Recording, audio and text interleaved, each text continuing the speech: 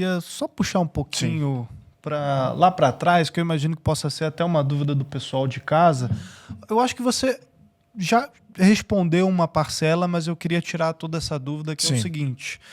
Claro, tem essa hereditariedade, a gente hoje sabe quem é a família real, beleza, mas lá no princípio, quem que garantia essa legitimidade? Do nada o cara, eu sou o rei, eu finquei uma bandeira aqui nessa terra, isso aqui é meu. Porque tinha aquela coisa, será que foi Deus que deu para essa pessoa? Foi o Papa? Foi o cara que ganhou uma batalha? Como é que era? Como é que surgiu lá no princípio? Duas coisas. Força bruta e aclamação. E às vezes a aclamação não era pela força bruta. Às vezes a aclamação era por alguma capacidade tática ou de conhecimento para proteger os territórios. Lembrando que na formação da cristandade, a coisa número 1 era proteção do território. Então era defesa. Então todos eram militares, ou todos eram envolvidos com combate. E se você, por isso que eu acho que as monarquias atuais e as monarquias que não estão vinculadas às Forças Armadas, à defesa do seu território, são monarquias em processo final. Elas estão perdendo suas relevâncias. A missão, o princípio de todo rei está na linha de frente do combate. Se ela vai proteger o seu território, vai proteger seu povo, ele tem que estar na frente. Ele tem que estar no comando, ele tem que estar na linha de frente e correndo risco de vida. A exemplo da mais famosa, da inglesa, por exemplo. A inglesa, olha, a exemplo da portuguesa. A portuguesa, por exemplo, é importante a gente pontuar que na história do Brasil é muito mal contada essa história. 1580. 1580, que foi o fim da dinastia de Avis. O que levou ao fim da dinastia de Avis? O rei Dom Sebastião, jovem, hiper religioso, convoca uma guerra santa. Do nada. Ele atende o apelo de um califa marroquino para ajudar num combate no norte ali do Marrocos. E combater um outro que era seu inimigo, seu desafeto, e ele não tinha tantas forças assim. E, ao mesmo tempo, aquele outro é o que estava causando problemas para os portugueses, e uma guerra, meio que uma guerra santa entre os muçulmanos e os cristãos. Então, do nada, Portugal não tinha nada a ganhar, eles não tinham nada, mas ele chamou, ele foi o chamado de fazer uma guerra santa. Quando tudo já meio que estava, ou seja, desnecessária taticamente, na minha opinião.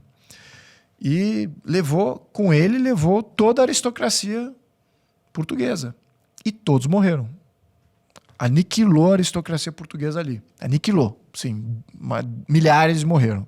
E quem eram eles? Proprietários de terra.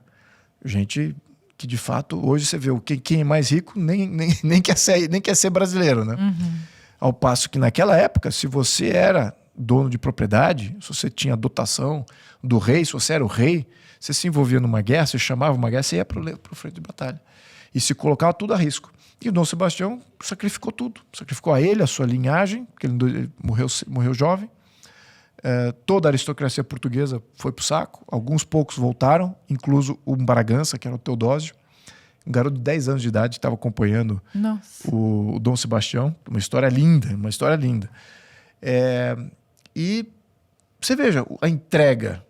Uhum. Por quê? Porque esse era o ethos. Esse era o ethos. Eu até falo essa historinha, falo a historinha do Teodósio Bragança em escolinhas, né? Falo, poxa, tá. Aí eu falo, tá cheio de mãe ali presente. Falo assim, pois é, quantos de vocês aqui na escolinha estão prontos para ir para uma guerra santa? Vamos para a guerra? Vamos lá? Você vê as mães assim abrindo... Meu filho, meu Deus. Ele falou assim, quem é que joga seus filhos hoje numa guerra santa? Quem faria isso hoje no contexto do século XXI? No contexto do século XVI, século XV, uma mãe portuguesa. Né? Todos estavam imbuídos dessa mesma missão. Então as famílias estavam, não, isso é a coisa mais bonita a ser feita, é a coisa certa a ser feita. Esse era o ethos do momento. Então, isso, você veja que esse contexto era o que foi necessário para dar sustentação e legitimidade às famílias reinantes. Então, uma coisa era a força bruta, você ser o líder bélico de proteção do seu território, da sua população. A outra coisa era a aclamação, e que aconteceu muito menos frequentemente, mas você tem até reis vikings que eram, desde aquela época, que não eram capacitados para a guerra. No entanto, eles iam para os frentes de batalha, eles eram os grandes estrategistas e eles eram aclamados como rei. Então, as forças... se a gente não seguir as ordens desse cara, a gente está ferrado. Porque ele entende do que ele está falando. Quem viu o Gladiador sabe o que é uma pessoa ser aclamada, né? Pois é. E é isso, essas duas coisas. Então, claro que você tem a unção papal, que vem como uma institucionalização do que é o que é o natural, né? E também tem o fato de que, dentro desse contexto, você tem uma linhagem real, né? Que dizem que as famílias reais todas derivam, né, de Jesus Cristo, do sangue de Jesus Cristo, né, dos filhos e da descendência que ele teve com Maria Madalena. Isso é uma história à parte que não é contada como fato, mas ela faz parte da crença também.